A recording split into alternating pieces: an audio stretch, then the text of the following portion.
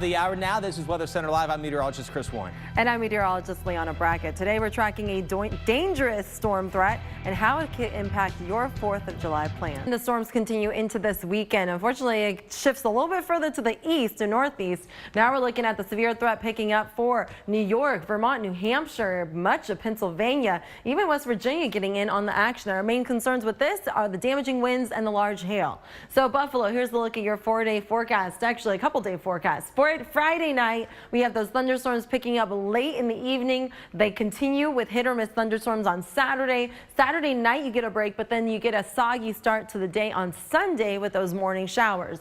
Timing out that threat for severe weather, we see the first round hitting just south of St. Louis, and another pocket for tomorrow across Burlington, down just hovering just slightly outside of New York, but don't get too comfortable. Even if you're not inside that red area, you can still see very severe winds and hail. Saturday night, we have those thunderstorms lingering a little bit further along the coastline, and they turn more scattered in nature. Now, a lot of rain is associated with this, very moist air mass, so we do have a flash flood watch that is currently impacting parts of New England as well as New York, and we'll see that continue with all this heavy rain and just pushing through the area from now into Sunday night. We're looking at another inch to 2 to 3 inches in the harder hit spots, and 3 to 5 inches are possible just in a few spots, very potentially. So Washington, D.C., here's a look at your couple-day forecast. Friday night, we have a few clouds, 75 degrees. Saturday night is when you'll actually see those thunderstorms rolling through.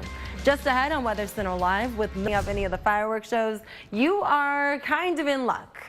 We do have some thunderstorms picking up for the weekend. We get a break on Monday, but Tuesday is looking a little iffy. We might see some afternoon thunderstorms. Let's time it out. We're going to take an even closer look into 4th of July in Atlanta. We mainly have that threat for thunderstorms closer into about 7 p.m. But once those storms, or once the fireworks actually start picking up, that will be pretty clear with mostly cloudy conditions.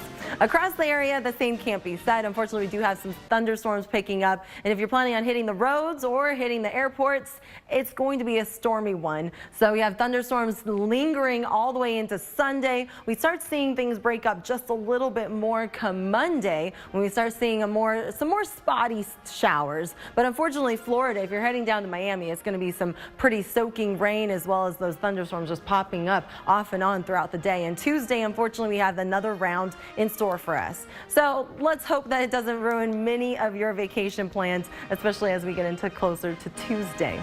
Here's a look at Tuesday across the entire southeast region. We're looking at a very dry Texas, Oklahoma, Louisiana. You're actually just barely getting out of those storms, but further east, that's where all those scattered thunderstorms push through the area. And then we're taking a closer look at Miami. Your forecast is looking pretty nice for the weekend. But then, unfortunately, you have that threat for thunderstorms that kicks up Monday and Tuesday, with the temperatures right around 90 degrees and overnight lows at 80 degrees. Chris?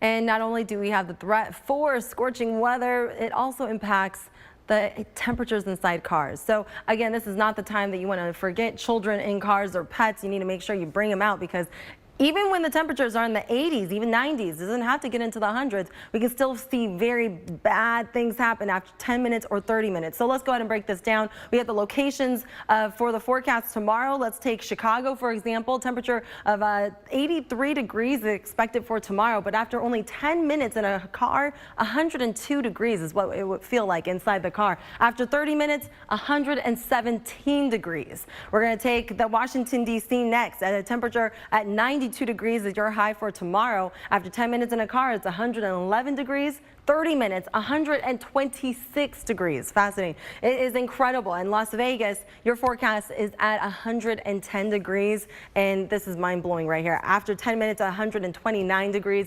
After 30 minutes, 144. So definitely be aware of what you leave inside the car. And just ahead on Weather Center Live, another